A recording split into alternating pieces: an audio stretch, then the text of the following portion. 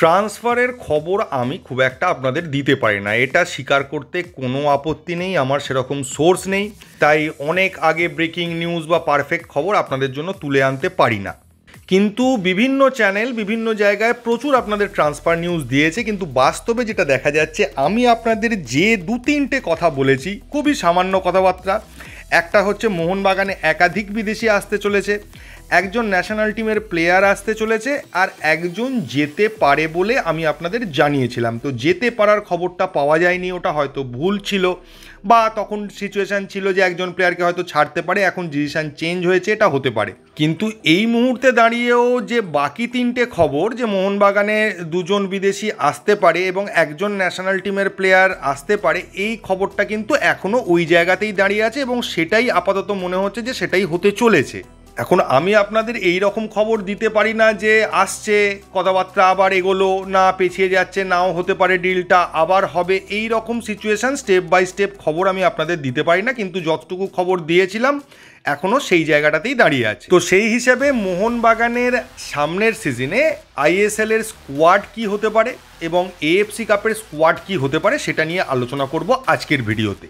প্রথমে যদি চলে আসি আইএসএলে আমাদের সামনের সিজনে কীরকম স্কোয়াড হতে পারে। গোলে বিশাল, সেটা আলাদা করে দেখালাম না। সুভাশিস, অ্যালবার্টো, আশিস রাই, এদেরকে নিয়ে ডিফেন্স থাকবে। আর যে ন্যাশনাল টিমের প্লেয়ার আসতে পারে, যদি ন্যাশনাল টিমের প্লেয়ার চলে আসে, যেটা অনেক দূরই এগিয়ে গেছে, আপনারা সকলেই জানতে পেরেছেন বিভিন্ন জায়গা থেকে, এবং বড়িয়া মজুমদার স্যারও কালকে ভিডিও দিয়ে জানিয়েছেন যে কথাবার্তা একদম ফাইনালাইজ হওয়ার দিকে। সেটা যদি হয়, সেক্ষেত্রে কিছু ম্যাচে বা কিছু সিচুয়েশানে, আবার বলছি সব ম্যাচে হয়তো নয়, কিছু সিচুয়েশানে হয়তো একজন ন্যাশনাল টিমের প্লেয়ার এবং অ্যালবার্টো রড্রিগেজ ডিফেন্সে খেলবে, এবং সেটা যখন খেলবে সেক্ষেত্রে আমরা কিন্তু একটা এক্সট্রা বিদেশি মাঝমাঠে পেয়ে যাব।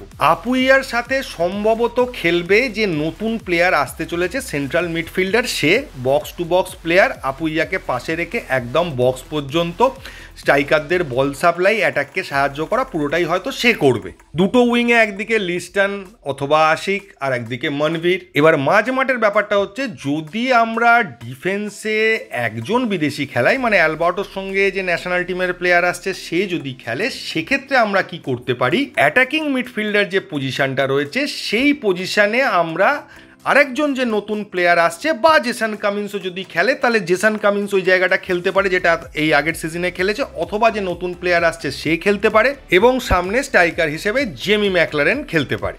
আর যদি আমরা ডবল ডিফেন্ডারে যাই, সেক্ষেত্রে আপুইয়ার পাশে যে ফরেন প্লেয়ার রয়েছে সে কিন্তু খেলবে। সেক্ষেত্রে সামনের দিকে আমরা একটাই বিদেশি ইউজ করতে পারবো, সেক্ষেত্রে অ্যাটাকিং মিডফিল্ডার হিসেবে থাপা বা সাহাল কেউ একজন খেলবে। আবার যদি এরকম কখনো সিচুয়েশান হয় যে আপুইয়ার পাশে যে সেন্ট্রাল মিডফিল্ডার তাকে পাওয়া গেল না, বা সে খেললো না, বা তাকে অফ করা হলো, তাহলে সেই জায়গাটায় দীপক টাংরি খেলবে, এবং সামনে যে অ্যাটাকিং মিডফিল্ডারের জায়গাটা রয়েছে সেখানে তখন যে নতুন প্লেয়ার আসছে অ্যাটাকার, সে খেলবে ওই জায়গাটায়, অথবা আগের বারের মতো জেসন কামিন্সও ওই জায়গাটায় খেলতে পারে।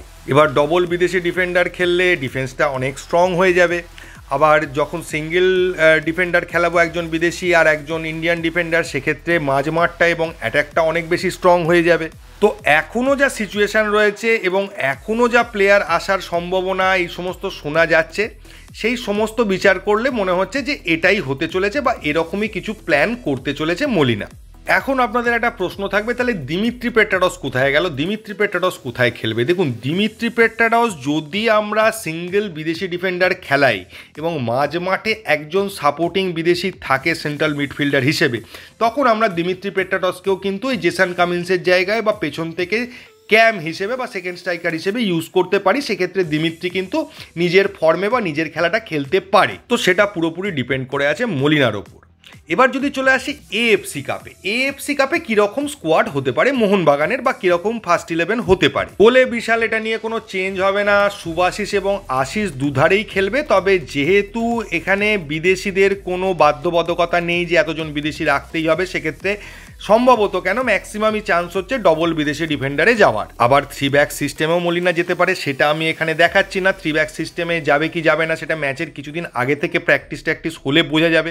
এখনও যা সিচুয়েশান, যদি যে নর্মাল ফর্মে বা নর্মাল ছকে খেলায় মলিনা সেইটা অনুযায়ী বললে 4-2-3-1-এই যাবে। তবে আমার ধারণা মোহনবাগান কিন্তু 6 জন প্লেয়ার ফিল্ডে রাখবে, মানে বিদেশি প্লেয়ার, এবং একজনকে রিজার্ভে রাখবে যদি 7টা প্লেয়ার নেয়। সেক্ষেত্রে ডিফেন্সের সামনে আপুইয়ার সঙ্গে নতুন যে সিএম আসতে চলেছে বা যার আসার খবর পাওয়া যাচ্ছে সে খেলবে। দুটো উইং আমরা ওইভাবে ইউজ করতে পারবো না, আইদার লিস্টন আশিক লেফট উইংয়ে খেলবে, আইদার মনবীর রাইট উইংয়ে খেলবে, যে কোনো একটা উইং ইউজ করতে পারবো।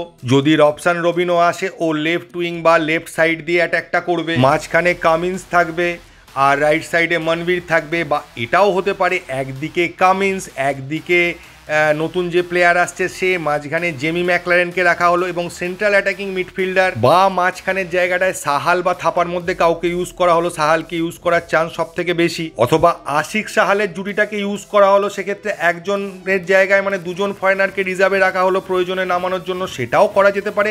সেটা অপোনেন্ট হিসেবে ঠিক করবে, কিন্তু বেসিক্যালি স্ট্রাকচারটা এই রকম টাইপেরই হতে চলেছে। এবার সেক্ষেত্রে জেমি কামিন্সকে একদম স্ট্রাইকার হিসেবে রেখে পেছন থেকে দিমিও শুরু করতে পারে, দিমিও খেলা বিল্ড করার জন্য একটু পেছন থেকে খেলতে পারে, এবং অনেক ফরেনার ইউজ করার ফলে দিমির খেলতে অসুবিধে হবে না, দিমি যথেষ্ট সাপোর্ট পেয়ে যাবে অন্যান্য ফরেনারদের কাছ থেকে, তাই দিমিকেও এখানে আমরা ভালোভাবে ইউজ করতে পারি। তো এটাই মোটামুটি ছিল আইএসএল এবং এআইএফসিতে মোহনবাগানের প্রবাবেল স্কোয়াড। এখনো পর্যন্ত যা ট্রান্সফারের খবর পাওয়া যাচ্ছে বা যে ধরনের প্লেয়ার আসবে যাবে বলে মোহনবাগানের খবর রয়েছে। এবার চলে আসি আপনাদেরই করা একটা প্রশ্নের উত্তরে। আপনারা অনেকেই জানতে চেয়েছিলেন যে সামার ট্রান্সফার উইন্ডো কবে খুলছে এবং কবে বন্ধ হবে, সেটা আপনাদের জানিয়ে রাখি। ভারতবর্ষে সামার ট্রান্সফার উইন্ডো খুলবে 12ই জুন এবং বন্ধ হবে 31শে আগস্ট। তবে আমার ধারণা 31শে আগস্ট পর্যন্ত মোহনবাগানের অন্তত ট্রান্সফার নিউজ এগোবে না, তার আগেই মোহনবাগানের সমস্ত ট্রান্সফার কমপ্লিট হয়ে যাবে। আর এর বাইরে নতুন কোনো খবর আপাতত নেই। তো এই ছিল মোটামুটি আজকের খবর। তো এই ভিডিওতে এইটুকুই। যদি ভিডিওটা ভালো লাগে প্লিজ চ্যানেলটাকে সাবস্ক্রাইব করবেন। থ্যাংক ইউ, ধন্যবাদ এবং জয় মোহনবাগান।